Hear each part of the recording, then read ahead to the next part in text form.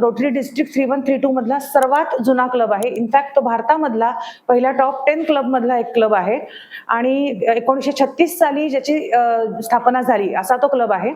आम्ही आतापर्यंत अन्नपूर्णा योजना जी आहे, रोटरी अन्नपूर्णा योजना, ही गेली 18 वर्षे अतिशय सक्सेसफुली चालवलेली आहे, ज्यामध्ये 100 बेनिफिशरीज लाभार्थींना दररोज अन्न म्हणजे डबा दिला जातो. सगळे 60च्या वरचे ज्येष्ठ नागरिक आहेत.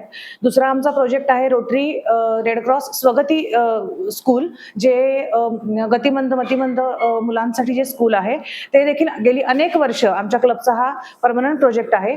आणि एक दीड वर्षापूर्वीच स्थापन झालेलं Rotary Red Cross thalassemia centre, हे जे सेंटर आहे ज्याच्यामध्ये थॅलेसेमिक किड्स जे आहेत, जे थॅलेसेमिया रोग असलेली जी बालकं आहेत त्यांचं आपण जवळपास 150 बालकांचं, ज्यांना रक्त दर महिन्याला द्यावं लागतं, काही जणांना 8 दिवसाला द्यावं लागतं, तर अशा सर्व 150 बालकांचा आपण तिथे सांभाळ करतो. त्यांच्यासाठी आता वेगवेगळ्या प्रकारच्या थेरपीज आपण प्रोव्हाइड करत आहोत. आणि त्याचप्रमाणे थॅलेसेमिया या रोगाचा जो अवेअरनेस आहे त्याच्यासाठीची सपोर्ट सिस्टीम आहे ती बिल्ड करायचं काम देखील खूप मोठ्या प्रमाणात प्रबोधनातून आमच्या क्लबतर्फे केलं जातं.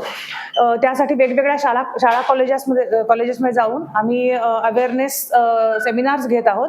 आणि त्यासाठी आमच्या पास्ट प्रेसिडेंट रोटेरियन डॉक्टर ज्योती चिडगुपकर या प्रमुख म्हणून काम करत आहेत.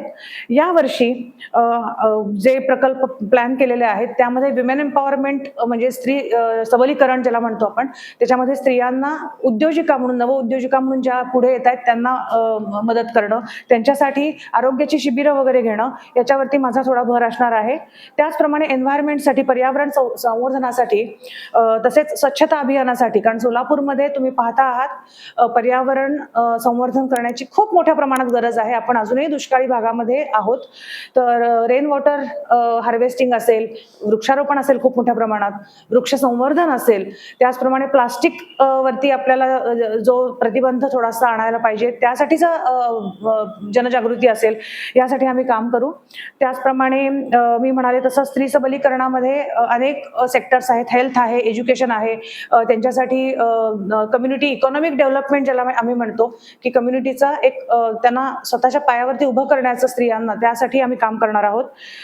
तसेच गेल्या वर्षी रोटरी रोजगार मेळावा म्हणजे जॉब फेअर खूप मोठ्या प्रमाणात आमच्या क्लबकडून करण्यात आला. मी IPP रोटेरियन सुनील यांचं खूप मनापासून अभिनंदन करते त्या प्रोजेक्टसाठी.